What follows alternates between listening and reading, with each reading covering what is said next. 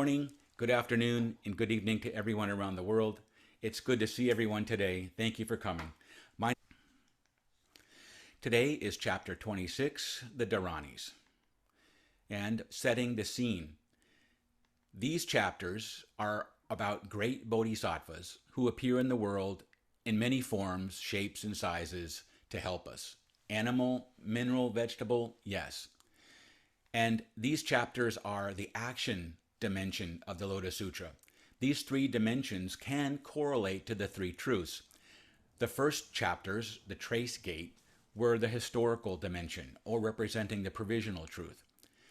The 8 chapters in the middle were the ultimate dimension, or the truth of emptiness, that there's no beginning and no ending, where the eternal Buddha is revealed to us. And these latter chapters are the action dimension, or the truth of the middle way.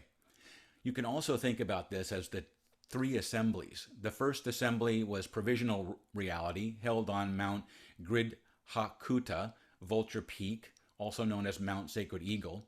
And then during the ceremony in the air, everyone rises up into the ultimate reality, which is the ceremony in the air.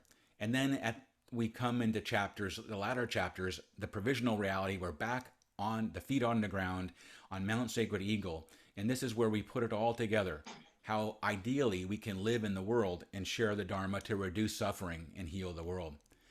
So who are the cast of characters in this chapter on Dharanis? Medicine King, who offers the first Dharani to guard and protect from persecution. Next is Bodhisattva Courageous Donor, who offers the second Dharani to protect from our weaknesses and vulnerabilities so people can't take advantage of us. Then comes Heavenly King of the North, who offers the third Dharani to protect us from illness and distress. Heavenly King of the East offers the fourth Dharani for overall general protection as we move about the world.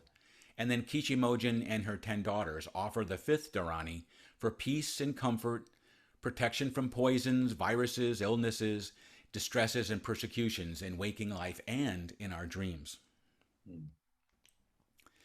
So the major themes that we're going to explore today, first of all, is sound, and that we're going to really explore this a lot. Now I want to start with 2 short videos. This first one is a minute long. The sound is a bit faint, so I'll warn you now. Go ahead and turn up your sound. Whoops. There we go. Before we were born, you're looking at darkness.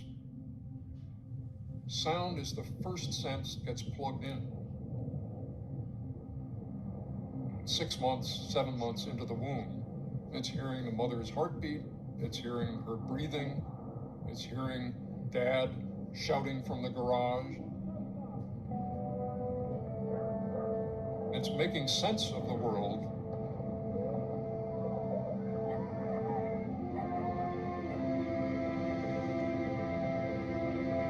You have emerged into a kind of consciousness using only sound. And then you're born. Sound affects us in a deeper way almost than image does. It goes deeper. And the next video is about 3 minutes. And this is normal sound, so you may want to turn your sound down a little bit.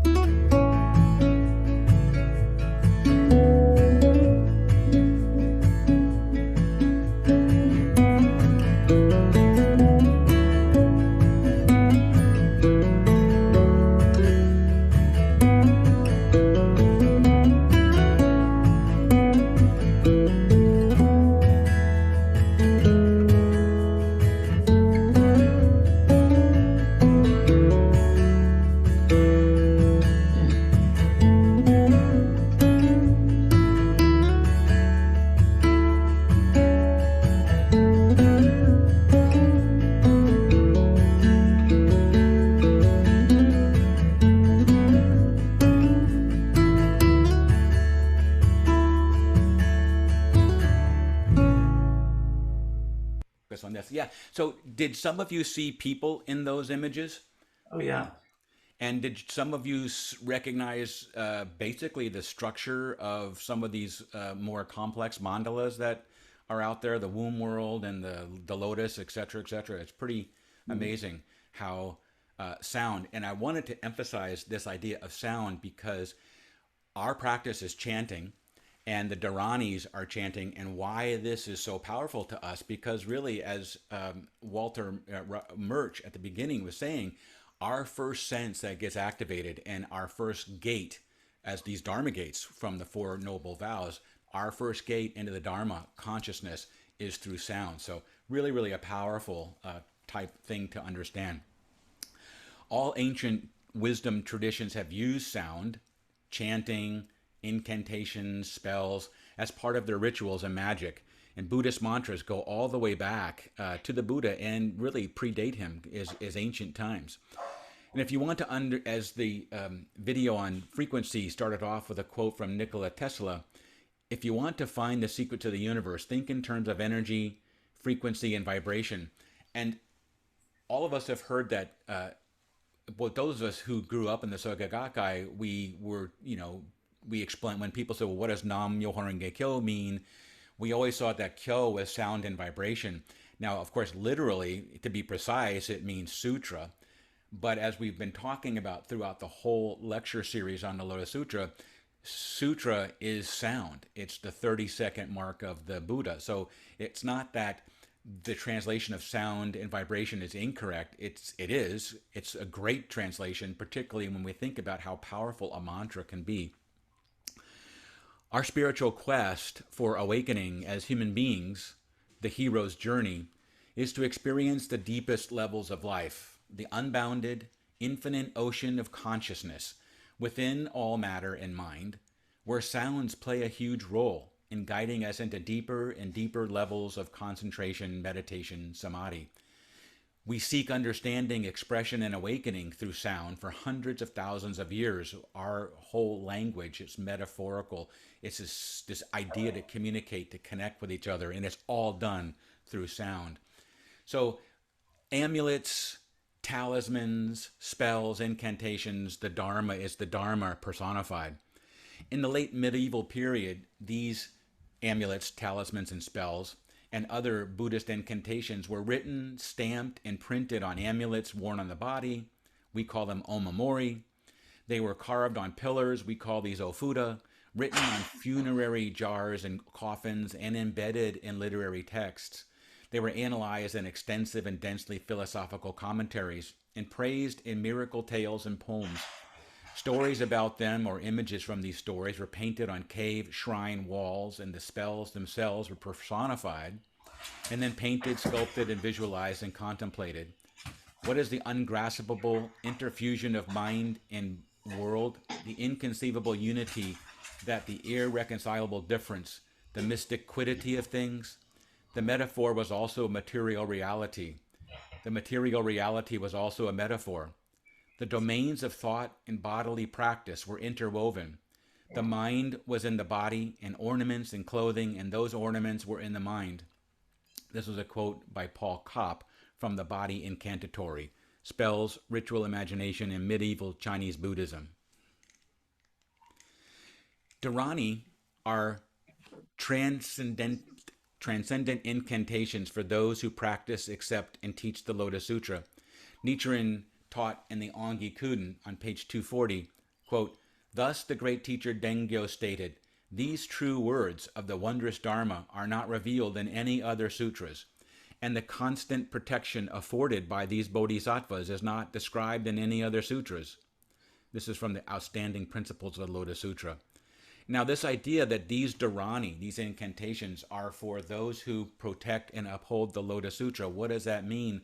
We go back to what were the 5 practices of the Lotus Sutra that has been throughout the whole series that we've been talking about. 1 is to keep, 2 is to read, 3 is to recite, 4 is to expound, and 5 is to copy. The Dharani represent a function or activity of Namu Myoho Renge Kyo.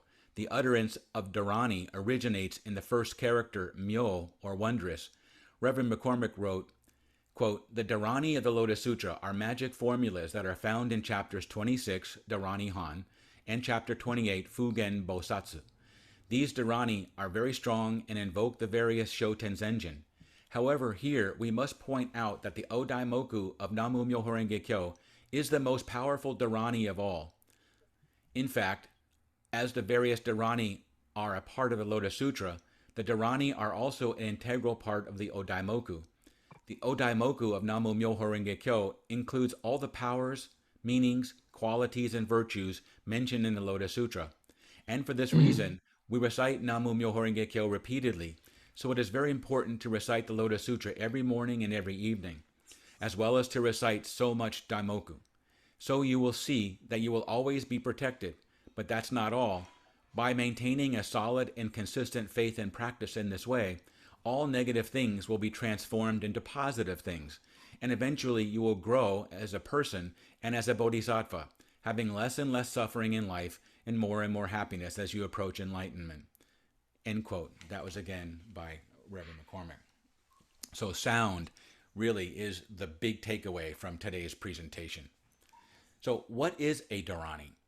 Dharani is a Sanskrit translation as code, mnemonic device, or encompassing hold, from dur, to hold, and it's also called a mystic sacred spells.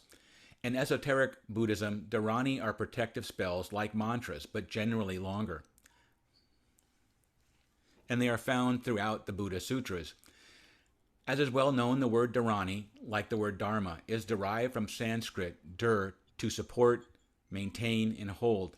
The derived term seems to have originally referred to the capacity to maintain one's hold of things such as scriptures, in strengthening one's memory, of beneficial power, in improving one's fate or karmic roots, or of one's self-composure, as well as the ability to increase one's grasp of, in the sense of understanding or knack, for things ranging from Buddhist doctrines to contemplative textual objects or incantations.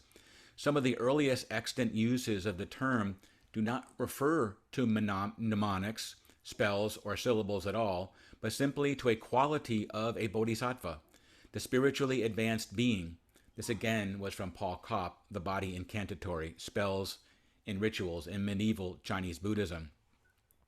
Then from the book of Elements of the Lotus Sutra by Tsukamoto, he says, Dharani, which is translated into Chinese by a compound having all, means maintaining.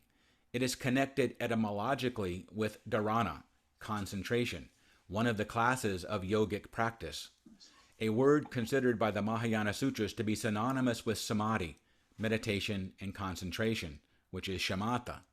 Concentrated practice in chanting the sutras is called the dharani of maintaining what has been heard, again, sound, while concentration on doctrine is called the dharani of the ultimate. Here, dharani retains the original meaning of preserving the Buddha Dharma. Now, dharani is what they call an atropic type of magic, and atropic comes from the Greek word to ward off. And you'll find dharanis throughout all the Mahayana Sutras, and the ones that we're studying today are in chapter 26. So atropic magic is a type of magic intended to turn away harm or evil influences, as in deflecting misfortune or averting the evil eye. Apotropic observances may also be good luck charms, like omamori, perhaps some token on a charm bracelet, amulets, ofuda, or gestures such as our Anjali mudras.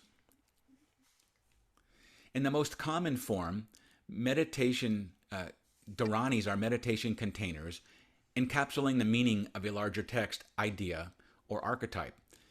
In its most common form, a dharani is a string of often ungrammatical Indic words, at times interspersed with syllables, lacking any discursive content at all in any language, whose spoken tones were said in works of to epitomize doctrines or states of being, as again from Kopp.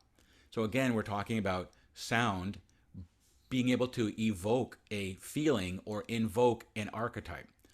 Dharanis are traditionally said to be variations of statements in Indian texts asserting that the spells are incomprehensible, the language of the barbarians, end quote, and of Sanskrit words, as are the originals of the Buddhist Chinese. And when they translated, when they translated the Sanskrit into Chinese, they decided that there were certain words that were untranslatable, like the Dharani.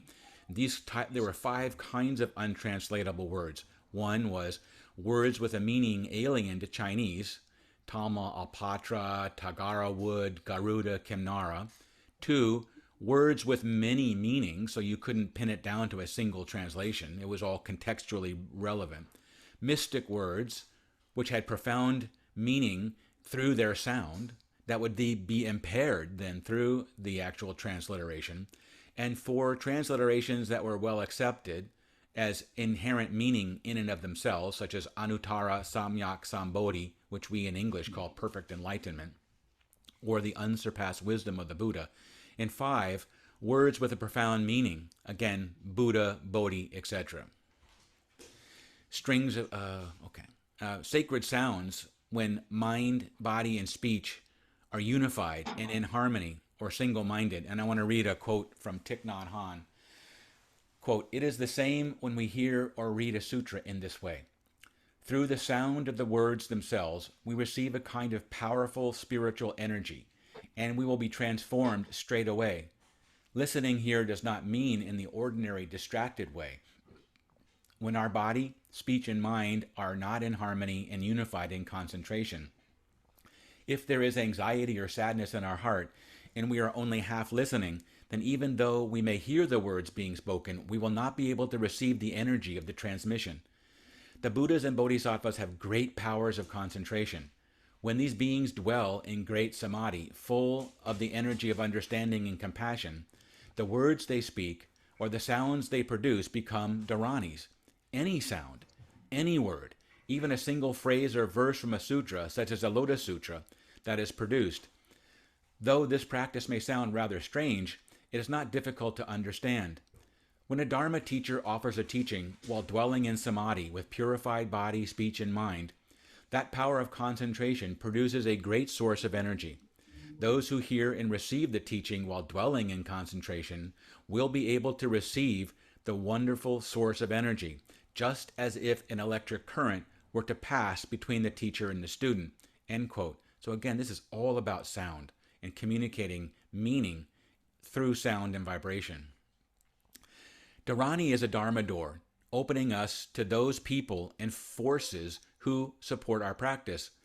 We can conjecture that, and then Tsukamoto goes on in the source elements at Lotus Sutra, quote, "We can conjecture that Dharani, meaning the mental concentration of jhana, was also used to express the highest wisdom, the Buddha wisdom attained as a result of mental concentration. In Mahayana Buddhism, there is increasing emphasis that all misfortune may be avoided by receiving and keeping the Dharani, by reciting an incantation, or by chanting, accepting, and copying sutras.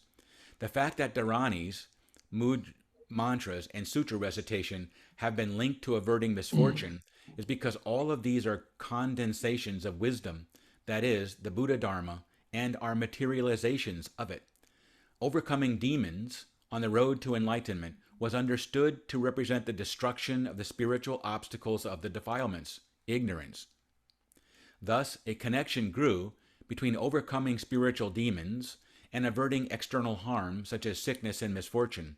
It is not surprising, therefore, that the practitioner was thought to be able to arouse the power to destroy external obstacles by the power achieved through chanting or hearing the Dharani. Now, what's the difference between a mantra, what is a mantra, and a Dharani? Kukai, the founder of the Shingon school, said mantras were a special class of Dharani, generally shorter, and mantra literally means true word or tool for the mind.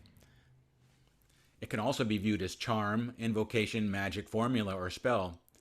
Now, I confess that at times during my practice, particularly when I was first beginning my practice, I had a bit of an inferiority complex about chanting compared to the people who were doing sitting meditation and the Zen folks. It was like, well, I'm doing this kind of country kind of thing, and they're doing this really elite thing.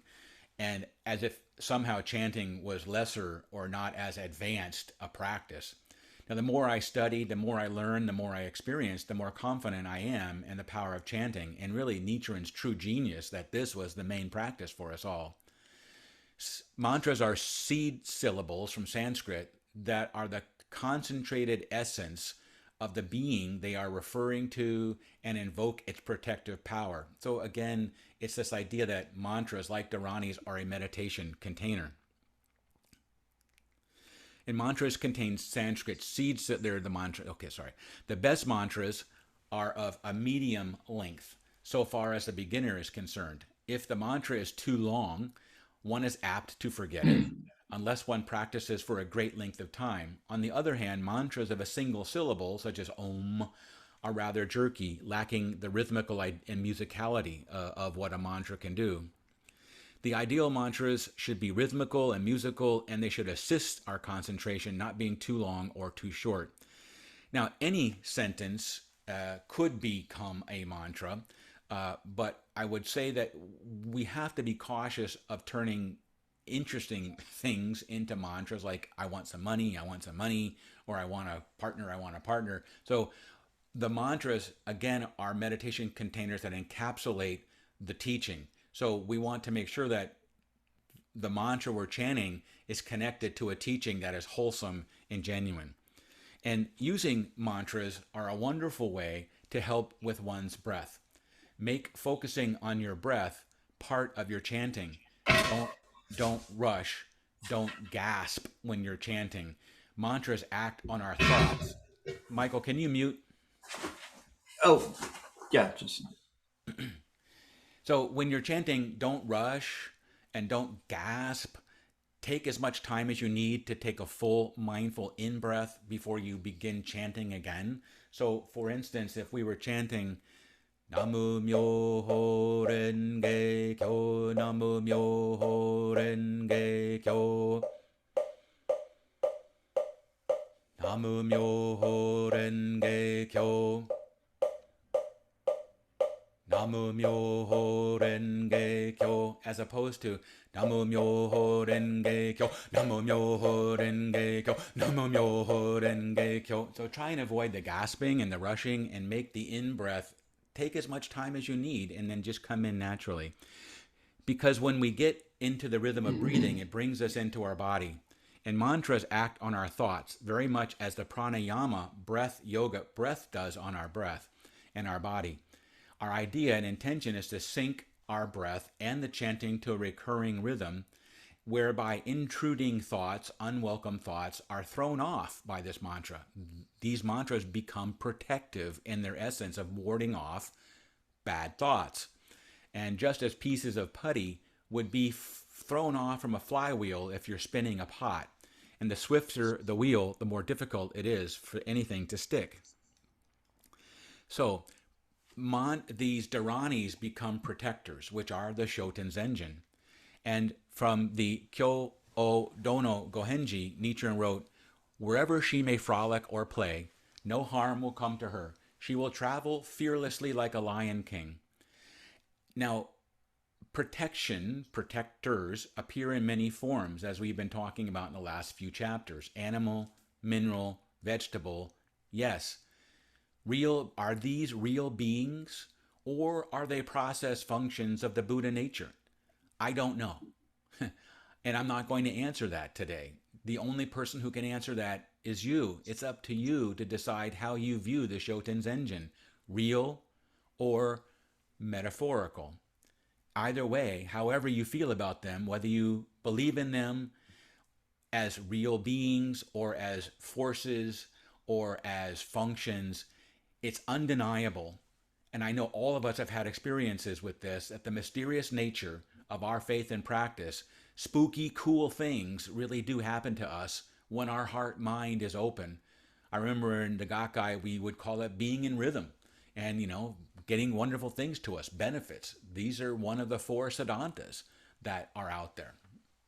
Before you move on, in pertaining to the previous slide, a question was asked about whether the seed syllables on the mandala are Dharanis or mantras. And I was just saying that, they are, you have the on the third point down, the bijas are Sanskrit seed syllables.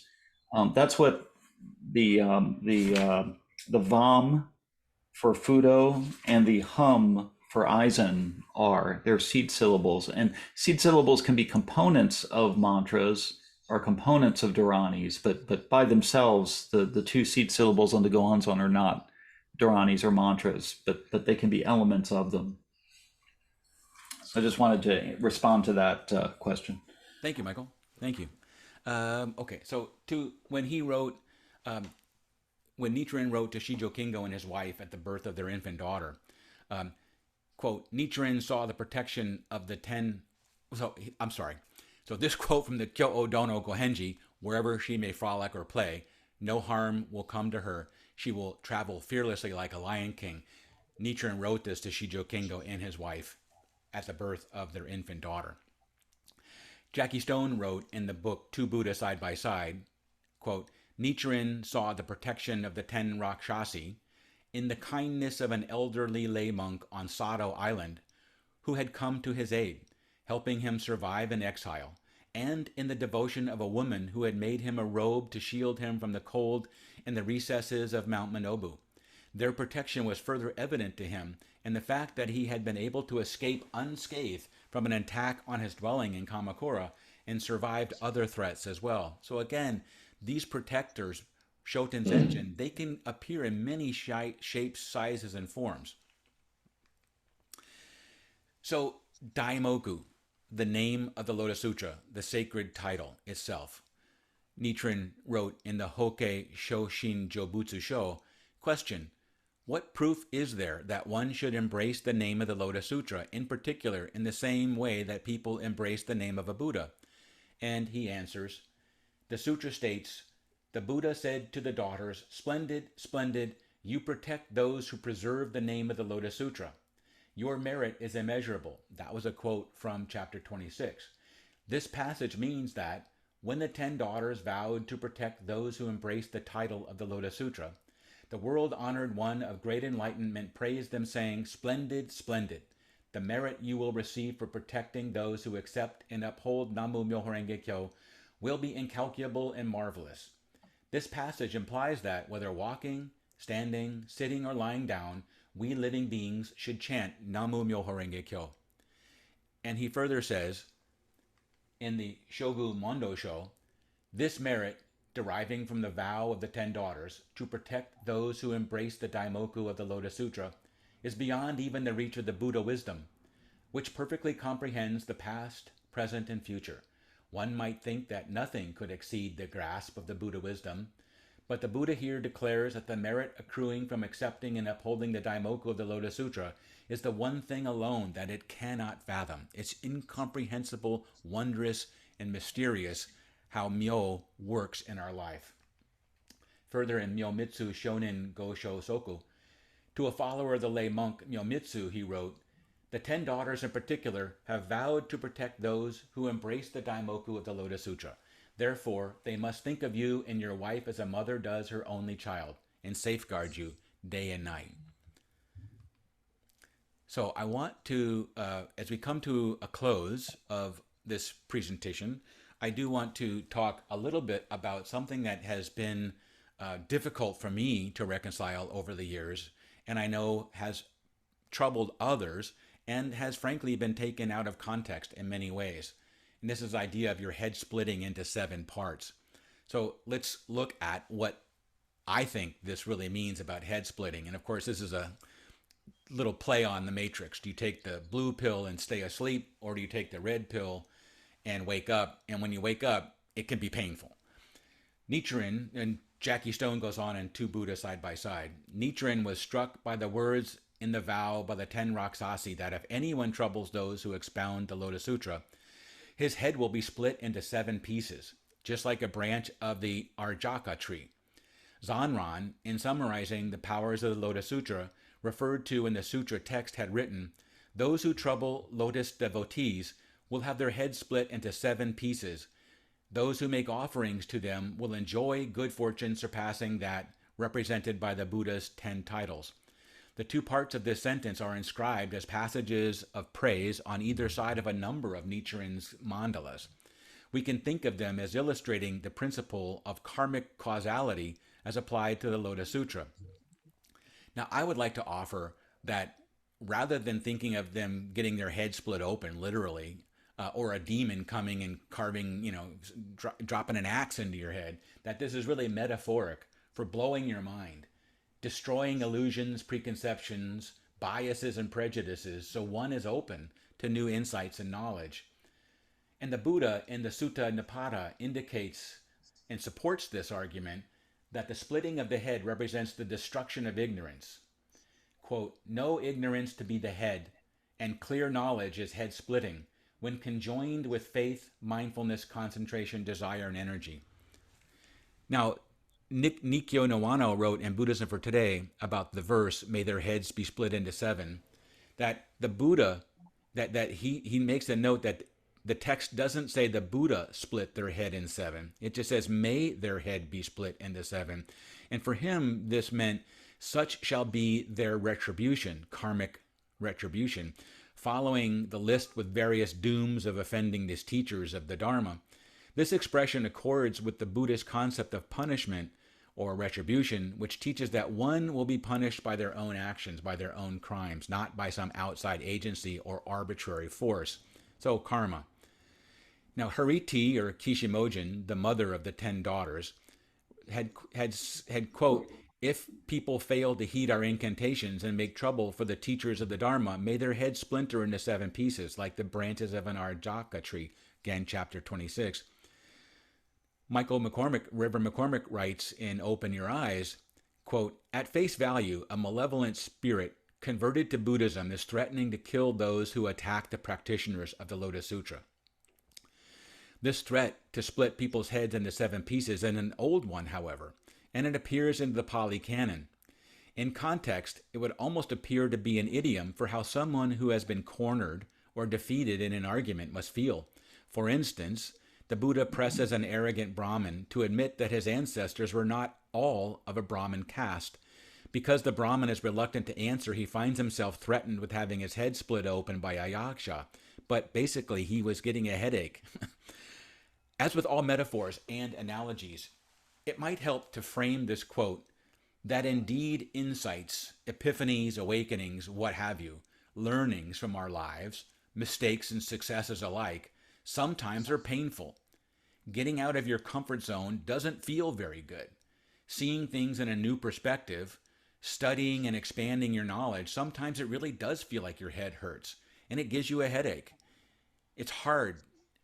Over time, throughout thousands of years, this idea that learning, growth, spiritual maturity is hard and can make your head hurt, and that the Dharanis, mantras, and sutra recitations are condensations of wisdom, that is, the Buddha Dharma, and are all materializations of it, that we overcome our inner demons and our ignorance on our own road to awakening, was understood to represent the destruction of spiritual obstacles, of the defilements. And over time, these became personified and externalized and deified in and of themselves as something magic.